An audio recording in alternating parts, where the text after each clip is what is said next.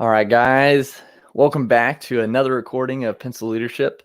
I'm Chris Anderson, your host. We got a great guest with us today. We're going to be diving into speaking, the topic of speaking better, speaking in a way that gets your listeners kind of excited and more in tune to what you're saying, so you can kind of grow that trust, that following, and then just be able to do it more clearly and precisely. So we have Brenden Kumarasamy on the show today, and I really hope I said that correctly. Brenden is the founder of MasterTalk. It's a YouTube channel that he started to help the world master public speaking and communication. And so he helps people with that, but he also coaches purpose-driven entrepreneurs on how to master their message and share their ideas with the world. So Brenden, thanks for being on the show. Of course, Chris. Good to be here. Absolutely. So yeah, again, I hope I said that last name right. You're good. Good as I could. So, well, welcome. Before we dive into the topic of speaking and just getting your audience excited with what you're saying, I would love for you to share a little bit about your journey, your story, and what brought you into the public speaking realm and coaching others on that, if you would. Of course, I'm happy to share. So when I was in university, Chris, I used to do these things called case competitions. Think of it like professional sports, but for nerds. So while other guys my age were playing football or soccer or rugby or some other thing I didn't understand, I applied the same competitive spirit, but to presentations. So for 3 years, I presented hundreds of times, coached dozens of people on communication. And then when I started working corporate America, or I guess corporate Canada in my case, so I'm based in Montreal, I just asked myself a simple question, which was, how do I make a difference in the world? How do I contribute more to society? And I realized through a series of experiences, more specifically watching videos on YouTube, that a lot of the content on communication is really bad. You hear advice like, "Oh, Chris, you should be yourself and get up on stage." And I looked at all this and said, "What? This is all useless." So I started making videos in my mother's basement. One thing led to another, and the rest was history. That's awesome. I love that. In the mother's basement. I think a lot of things start in a parent's basement or garage or something small like that. So that's really cool. I like how you said you started doing that competitive speaking while other people were doing the sports, and I think that's really neat, especially. And this isn't on the topic of speaking, but like that you found kind of where you fit even then and what you enjoy doing, and you didn't necessarily, and I don't know, obviously, but you didn't just take the pressure of, hey, well, I need to do football or soccer or whatever. Like you just like, dude, I like this. This is what I want to do. So that's cool to me. That stood out in your story for sure. So you started the YouTube channel from your mom's basement. How was that? What was that like starting out? Scary, let me tell you. Especially in my niche. I started the Yeah. channel when I was 22, and Wow. a lot of communication experts in my field are PhDs or master degrees Yeah. people. So they got, their or late 20s at the youngest. The median age is more 40, 50, I would say, Wow. if I look at most people in this space. So very intimidating. I started coaching executives when I was 23, Chris. So I had a lot of insecurity when I Yeah. started. So I think for me, the tip that I would give people is this idea of, if you're very clear on who you're serving and what you're trying to achieve, it's a lot easier to stay motivated, Mm. right? So the question I always ask people is, who suffers from your inability to take action every day? Mm. So every single Yeah. day that you watch Netflix and you don't do the thing, whether the thing is a cupcake recipe, it doesn't really matter what Right. the thing is, right? Every single day, just be clear, 100% crystal clear on who that person is. Literally meet that person. Mm. I understand it. Understand what happens when you don't make videos, when you don't make content, when you don't make recipes or cupcakes for that person. And I think it's a lot easier to take action. Yeah, I think that brings more weight to the situation and thinking that you're letting someone down or you're not showing up for those people. And I think that's a really big thing because, and just like pencil leadership and what I do, like we have so much potential, and we oftentimes don't take action on that and until we have the duty though to do that. Like because there are people out there that if we don't take the action, we don't grow whatever it is that is our potential, those people are not going to get that connection from us. They're not going to get that experience, and we're not going to be able to help them. And so that is a whole chain reaction of just unfortunate circumstances because we don't take action. Absolutely. I couldn't agree more. Yeah. And so with that, so how did you kind of battle through those insecurities besides knowing who you were there to help, and without you, they aren't seeking that help? Are there anything else you did? Did you come out of the womb just being able to speak really well, or what did you kind of have to do to improve on that? Yeah, absolutely. Just so people know my story.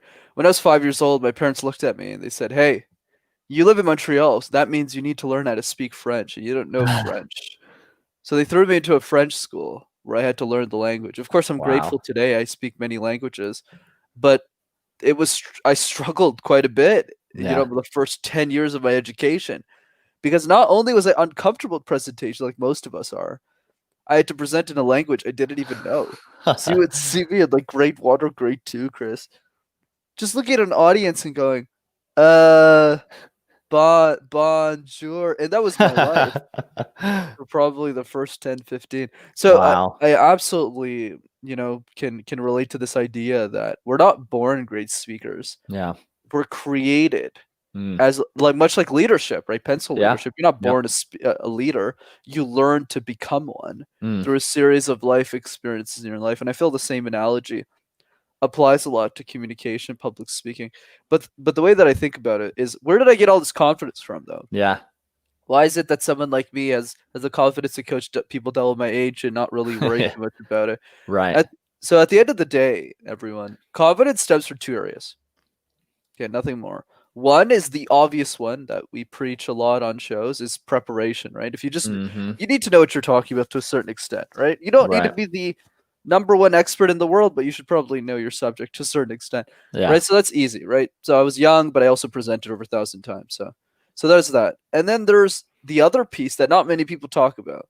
Most people in the second part, they say something like, you need to breathe. You need to drink a glass of water.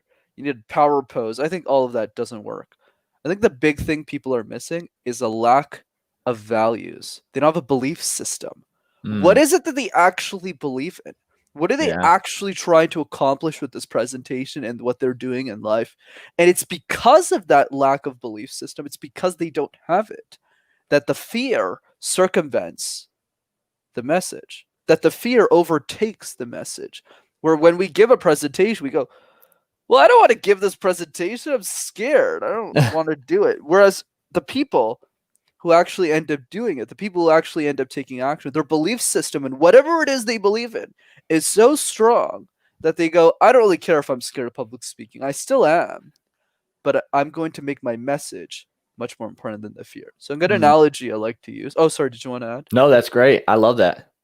Oh, thanks, man. So yeah, so the analogy I like to add is, let's say there's a boxing ring, right? So on one side of the ring, you have your fear. The fear is Mm. always going to be there. It's always going to be in the ring. And on the other side of the ring is your message. The point of the story is that make sure that your message gets the knockout punch every single time, right? And if you operate under that mentality, I think you'll always be successful with communication, public speaking, or really anything that you do. Yeah. No, I like that analogy. I think, and it's like I've heard like Bob Proctor, so you have to get through the fear barrier and things like that. You just have to like break through and punch your way through that fear, basically, with your message, with your actions, to really grow. And then that fear changes and becomes different. And so, do you get butterflies or fear when you go speak, or how's that look? Absolutely. Yeah. There's always new audiences or new groups I have to speak to. I mean, this year has been quite interesting. Yeah. I had to literally pivot from a full speaking calendar to a one that I'm giving in my mother's basement. So that was very different. I had to put a suit on and get all these lights, and I Yeah. had to reinvent the way that I think about speaking. But I think the idea is simple, right? To add more granularity to the fear piece. I'll Mm. use Brene Brown as an example. I'm sure Yeah. everyone knows her work, and she's an expert on vulnerability. But she's very open about it in public. Also, about is when she started speaking, she hated it. Right? She's a PhD in social work. She doesn't want to speak. It's not her thing. At least, I mean, she's really good at it, but it's just wasn't her thing at the beginning, right? She said, "I don't want to speak, right? I'm a PhD in social work. And why don't you read my research papers? Why don't you read my books?" So why did she make the decision to speak? That's the more interesting question. And the answer is simple. She had a choice to make, and the Mm, choice is understanding that most people in the world will not consume her research papers, will not read her books. Some of them are single mothers with 7 kids. Look, it's not their fault, right? yeah. She has other priorities in her life. So Brene has to make a choice in that moment. That choice is, do I leave my knowledge for the academic world and Mm, for all those rich, fancy people to take advantage of? Or do I spend 15 minutes out of my life to make a free video on TED or multiple so that maybe that single mother will get to see the video? It's not about saying, oh, fear is this weird thing you got to get past. No, it's about making a choice. In yeah. the same way, Brene made her choice and said, I want the general public to learn this information. In the same way, I made the choice to simplify my knowledge so that a fifth grader understands my information whenever I speak on a podcast or the show that I have. The people on this call, the people who are listening, Chris, need to make that choice too. And I hope Yeah. they choose wisely. Yeah. I like that. And that makes it, sometimes you have to pivot and you have to do the uncomfortable thing for your audience to help, to have that growth.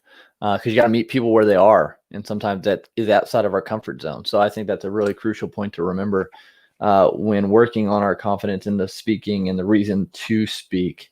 And so what, and you mentioned now you had a pivot, and this is kind of still haven't dug into creating a better speaking stance for excitement, but you said you transitioned from full calendar to speaking virtually.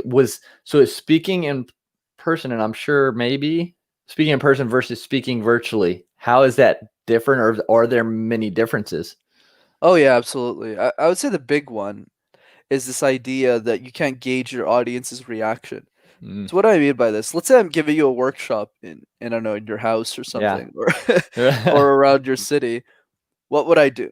I would give the workshop, maybe I would say joke, and Yeah. in that moment, two things will happen. One, you'll either laugh at the joke and say, "Wow, Brendan's such a funny guy." Or B, which is more likely, you'll look at me and say, "Wow, this guy is really not funny. I don't know why does he say jokes? He really should stop doing that." But anyways, I get to see in real time how you're reacting. And if I Mm, notice you, your team, and everyone else around you doesn't find my jokes funny, I can just adapt. You gotcha. don't have that luxury on a Zoom call. You don't have that luxury in the online world.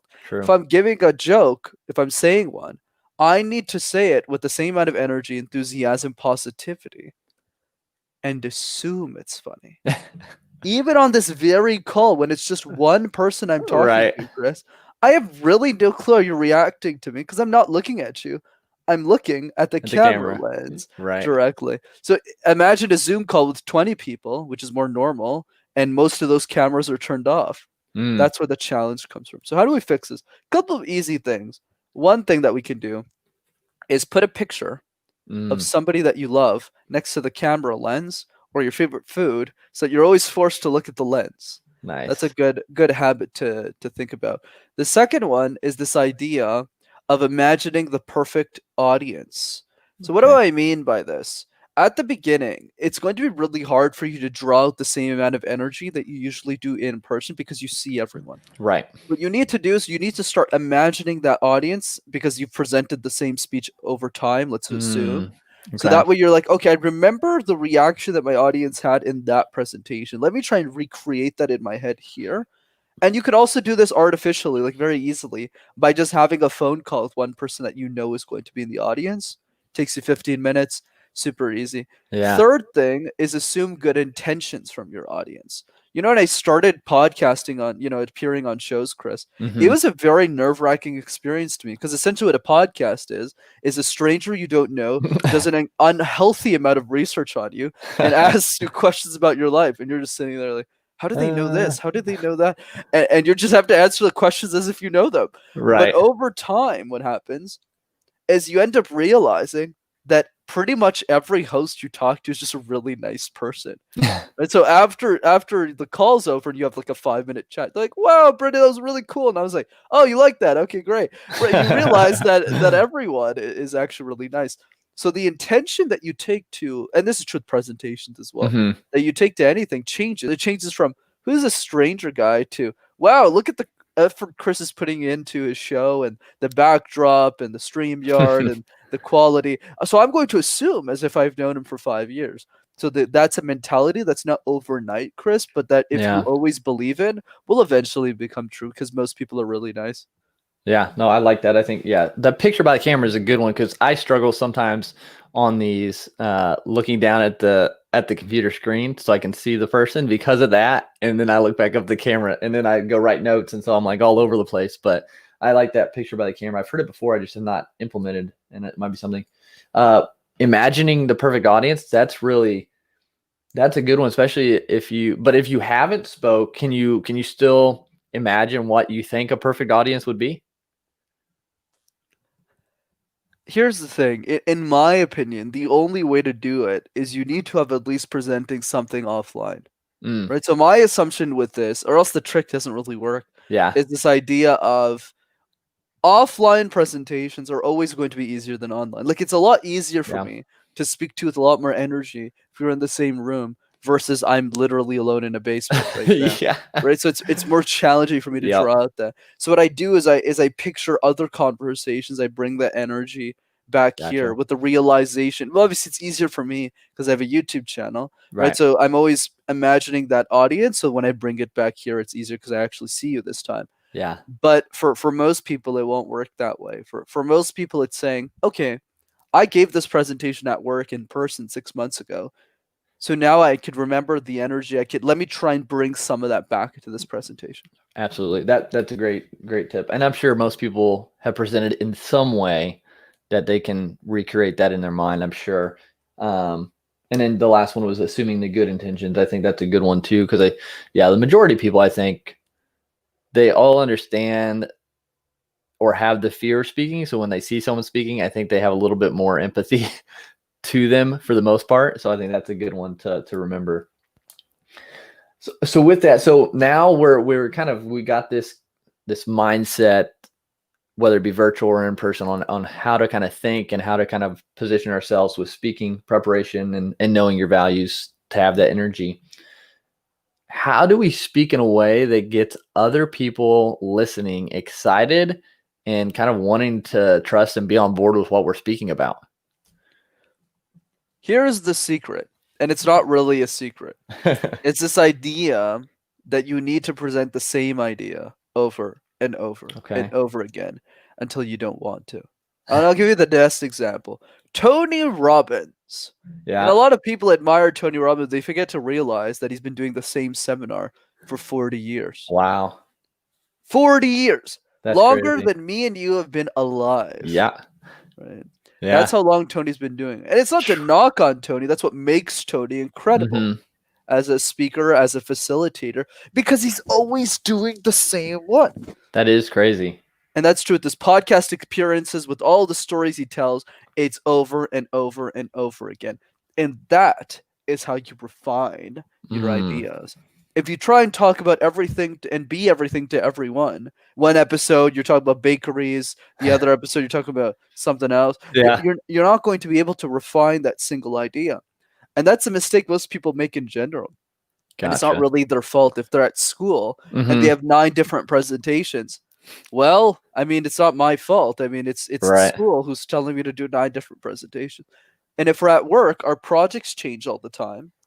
So the only way to figure this part out, in my opinion, because there's no joke that's going to save you, right? There's no trick, there's no hack. Right. Right. It's about saying, okay, I'm Chris, I'm the host of Pencil Leadership. What is the one presentation that I can do repeatedly? Yep. And for you, the answer is simple. It's your own podcast. Yeah. You need to promote it. You need to make a presentation. What is Pencil Leadership? What are you trying to Yep. achieve with the show? Who are you trying to inspire? Exactly. And that's a show. That's a presentation. You could use verbatim. Like you could use that at any chamber of commerce, any local university, Yeah. any conference you speak at. It's always the same thing. No, I love that. That's a good point. Yeah, and that's what I've been thinking, like, because I've wanted to get into like more public speaking, and I've been getting on podcasts to kind of start that. And I was like, okay, so the big one is pencil leadership, like the 5 traits. So doing that over and over. That's a cool thing that um, we need to just have an idea and present it over and over and over. Oh yeah, like I'll even use myself as an example, right? These aren't the first times I'm answering these questions, Right. right? So the first time I got the question, "Hey, Brenda, where does the fear of communication come from?" I kind of go, well, I don't really know. I guess it's let me read a book and get back." But after it's the I don't know the 100th, 200th time somebody asks me the question, then I go into this monologue about we need to understand that blink at a Brene Bread. It's all a choice. We need to make it. It's a Yeah. lot easier for me to answer the question, not because I'm more important, not because I'm more special, because I'm willing to repeat the same idea over and over and over Yeah. again until it hurts. Yep. It's like a muscle memory almost like you if you were in a sports. So like soccer, football, throwing a football or kicking soccer ball, like you do it like at first, like you're terrible. Like when I first Oh played yeah. soccer, like I'd kick the ball and it would go who knows where. And then it's just practice, practice, practice. And then it's almost like you don't even think about it. And it's the same kind of thing with speaking on a certain topic or having a certain presentation. Absolutely, I completely agree. That's awesome. So is that the singular thing that helps us kind of increase that excitement? Obviously, the energy you bring does as well, but that's kind of the big one is just kind of repeating the same story so you can continue to refine. Absolutely, but I'm happy to add more layer to that. Sure. So let's explain why that is the case. Because I get this question a lot, right? People ask me, "Oh, Brennan, how do I get my audience to be engaged?" And I always reply with, "How many times have you given this presentation?" They go, "2."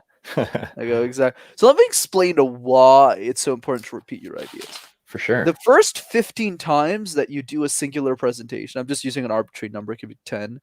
The first couple of times you do it, you're only focused on one question. And that question is, what content should I put in this thing? Oh, I wonder if my content's okay. Is my content good enough for this audience? And that's what's always going in your head. So you're making all these slides. You've never given this presentation. You're trying to figure it out. You present. And you're scared because you don't know the content that well. But after 20 times, after 25 times of presenting the same thing, that content question disappears because now you know your content, right? You've done it too many times. Yeah. So now the question becomes, is Chris actually listening to me? Does he actually like what I'm saying? Am I actually conveying the right emotions? Am I too complicated? Am I using medical terms like glossophobia or extrapineus or whatever the other? And then you start to do the next part. And the next part of this equation, and this is where 90% of speakers don't go, is having one-on-one dinner conversations with the people you're actually trying to help. Most people got shows, Chris. Most people got businesses, and they got 50 or so people listening to their shows or buying their stuff. And I always ask him, how many people do you actually know out of those 50? Right. And That's a good point. They always reply, like 2. Okay, so let me get this straight. You want to grow your following, you want to grow your impact, you want to grow your business, and you only know 2 customers out of the 50 that you're currently serving. How does that make any sense? Yeah. And then it's from a series of conversations with them that you start to realize how to refine your ideas in a way that the masses will understand them. That's a great point. So it's with those conversations, because they're going to be like, what did you say? Like, what is that? Like, oh, I did not understand any of what you just said. Can you explain that? And you're like, oh crap, no one's been understanding that. So, oh, that word's too technical. Okay. So that's the importance there, I think, right? Oh yeah, let me push this analogy to the max. So I was at episode 30, right? So my 30th time giving a keynote on a presentation. I just call it episode 30. Yeah. And a 6-year-old came up to me once and looked at me and asked me the best question I ever got, which was, what's a CEO? And I just went, right, that's a good point. What is a CEO, really? She just didn't understand. I just went, oh, I had to rejig. So instead, I used to start my presentations, to be very blunt, with transparent, rather, that's the wrong word, with my accomplishments because I was insecure. I mean, I was presenting to 50-year-olds. So I had to say, I worked with clients like this and executives like that, which was true. But, just to fill my own cup there. But then over time, I realized, especially after talking to the 6-year-old, she's the one who gave me the greatest insight. Basically, what she was saying is, Brenden, I mean, if your tips are good, no one cares about your accomplishments. If your tips are solid, no one's going to question your expertise. Yeah. Right. And then from that day on, I always started my keynotes with, when I was 5 years old, my parents came up to me and said, I go a lot more personal than I used to. And that's something cool. I learned after 30 shots at the barrel, right? Yeah. And now what? I've probably done that keynote 350 times and I'm still learning. Yeah. And that's the thing. I think always learning, always improving, upwards and onwards, right? I think is the quote, always trying to get better. And Absolutely. so that's okay. And that's kids, man. And they'll tell you straight up, like, dude, I don't know what you just said. So, Oh yeah. My most successful client, Chris, is 6 years old. She's the that's boss. awesome. Yeah. That is awesome. But But I think with that, having and those one-on-one conversations, and even if it's not you sit down for lunch, but you like just reach out and be like, hey, like, what did you think? Like, can we have a call? Like, can I just pick your brain on what was good, what was bad, or go over it or whatever, just to get insight. Because we can't necessarily, I mean, we keep doing the same thing over and over and over, and we don't get any sort of feedback. Like in coaching, if you don't get any survey or response from those you help, and there's something off, then you're never going to know, and it's never going to be able to get to that next level, and you're going to be having gaps. And so I think it's the same kind of situation with speaking as well. Is there a way that when you're speaking, you're able to quickly kind of build that trust factor and that kind of authoritative positioning within whatever you're speaking on? Is it like you said, you used to start with your accolades and your accomplishments, but you switched to more personal? Is that the way to go to kind of build that trust faster with people you've never met, maybe? I'm not a big fan of hard rules, Chris. So Yeah. I'll give you a general way of thinking about it. Okay. Every speaker is different. I mean, personal stories do work, but the way that I think about it is a 3-part framework. Okay. For the first part is, what's your key idea? If you were to summarize your entire presentation in one sentence, what would the sentence be and why? So in my case, the sentence is simple. I believe, much like leadership, anyone can master public speaking. It's not something you're born with. It's something that you become through a series of experiences. There's 2 sentences there, but you get the idea. Right. Sure. Like, how do you summarize your entire presentation? Yeah. And by the way, if I convince you of that sentence, then I deem it to be successful. You'll watch the videos, right? You'll go to Toastmasters. You'll have the discussions you need to do. You'll take action on public speaking because I convinced you that anyone can do it. But if I don't convince you of that, like I'm not successful. So same thing with you and your ideas and everyone who's listening. What is that key? What is that key that opens the door to your ideas? Okay. After that, what's the second part? I just invented that. That's cool. Key to the door. I had to write that after. There you go. But anyways, part 2 is, now that you have the key idea, the next question is not what personal story should I put in here, but rather saying, what is the best way of defending that idea based on your skill set and what you're comfortable with as a speaker? I'm an extrovert, so I love to yell. Right, that's why I'm very loud on shows, like a Gary V is. I'm just a lot less crazy, I guess. but I think the idea is simple, right? Is how do you communicate your ideas that is authentic to you? So a lot of introverted people I coach, who are much better than I am, they would say things like, Brenden, I actually like this stat. I'd rather use this instead, or this analogy that I never really would have thought of. And go, wow, that's really good. Why don't you do that? And then the third part is just reiteration. Are the ideas that you're defending, or are the tactics that you're using to defend your ideas that you're trying out working? And if so, why? And if not, why? So that way you can reiterate. So for example, what I learned, using myself again as an example, over time, there are some attributes, there are some aspects of the toolbox, or the speaker's toolbox, as I like to call it, that I'm just better at than other things. The first one is this idea of just being funny, right? I just like being a very, very casual and easygoing, even if my coaching programs are extremely intense, right? It's just the way that I think about public appearances. I'm a lot more casual. I like to be fun. And I also like to be classy. I like putting high quality suits on. That's just my thing. But for somebody else, Or like a Seth Godin, right? He puts like purple ties on all the. But for you, as you cultivate, as you get better with that key idea, your public speaking identity will start to develop, and then you'll become unique. That's awesome, and I think those are good tips for sure. So like figuring out how you can summarize that presentation into one or two. So if you have like a lunch and you're trying to present in a quick manner, like that's a simple way to send that message. And then how can you authentically kind of defend that, like you said, and then reiteration. So this is what you're doing actually working. So those are really good keys for sure that we can start implementing when we're speaking. And I assume this answer, but where would you suggest people go to start improving their speaking? Obviously, you have a program. There's Toastmasters, I know, or those are the big ones. Yeah, I'll give you 3 parts. Okay. Yeah. So the idea we need to ask ourselves is, when is the right time to get a speech coach? Every speech coach is going to give you a different answer. I'll give you my perspective. Yeah. Take it with a grain of salt. I think at the first step of this journey is asking yourself why you want to master the skill. Why is public speaking important to you? And trust me, it is to a certain extent. It Yeah. might be the relationships with your family. It might be you're a big CEO and you're giving presentations. And then find that correlation. And then within that first step, I would encourage you to watch a lot of free content.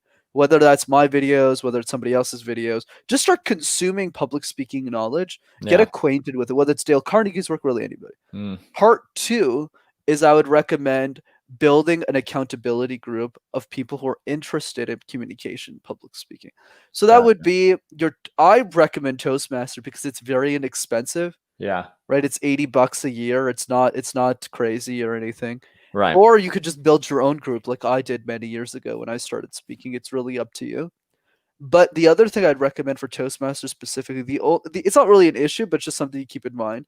The best speakers of the club will never stay in the club because public speaking is a highly monetizable skill. So that's why I recommend, the ideal combination for people on a budget that I recommend is take my free videos, because I coach very, very high level people. Yeah. But I share everything for free. So Yep. then you take that, bring it to the Toastmasters Club.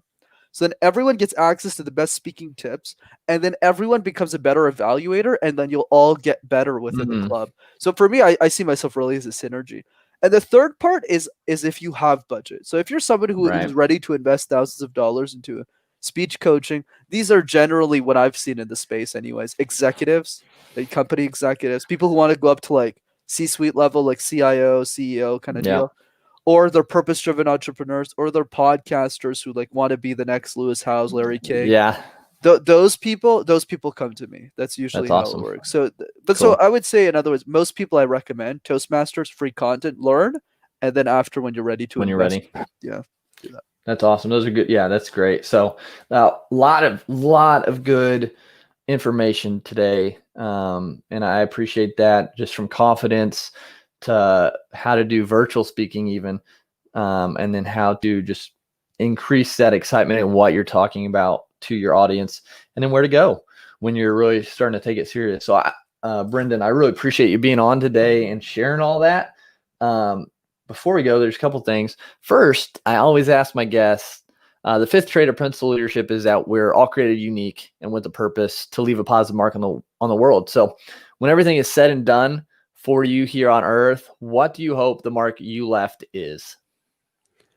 When I started MasterTalk, I never really had that in mind, Chris. But over time, as I started making videos and I started seeing the impact, I realized the following.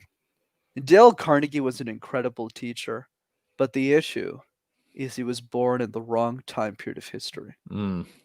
He couldn't guest on a podcast like we're doing right now. He couldn't make a YouTube channel. He couldn't voice his impact in the way that we're supposed to learn communication and building relationships and public speaking, which is through conversations like this where you actually see me speak well. Well, at least I hope. Yeah. And that's the point I'm driving, is once I realized that, and through a series of random serendipitous events, I became the youngest professional speech coach in the world, that I realized that it was up to me to democratize the entire thing in a way Dale couldn't 50, 70 years ago.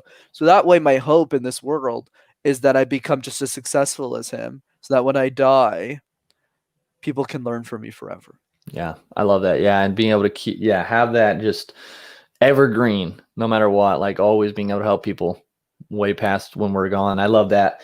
And so thank you for sharing that. Where can people connect with you and learn more, get your free content, and see what you're doing? Yeah, for sure. Super easy to get in touch. Just go on YouTube and type MasterTalk in one word, Cool. and you'll find me right there. Awesome, guys. Yeah, and there'll be a link in the description to this show, so you can go and connect there with Brenden and see all his free content and start learning there. But Brenden, thank you again so much for being on Pencil Leadership today. Of course, pleasure and honor was mine. Awesome, guys. Thank you for tuning in. If you're watching this live, if you're watching a replay, let us know in the comment wherever you're watching. Make sure to tag or share this with someone who could benefit from it. Maybe someone who's trying to get into public speaking or has to give a lot of presentations. And make sure you go subscribe to the show, leave a review. This just helps us spread the message, help more people, leave a bigger positive mark on the world. But until next time, let's go out and be pencil leaders.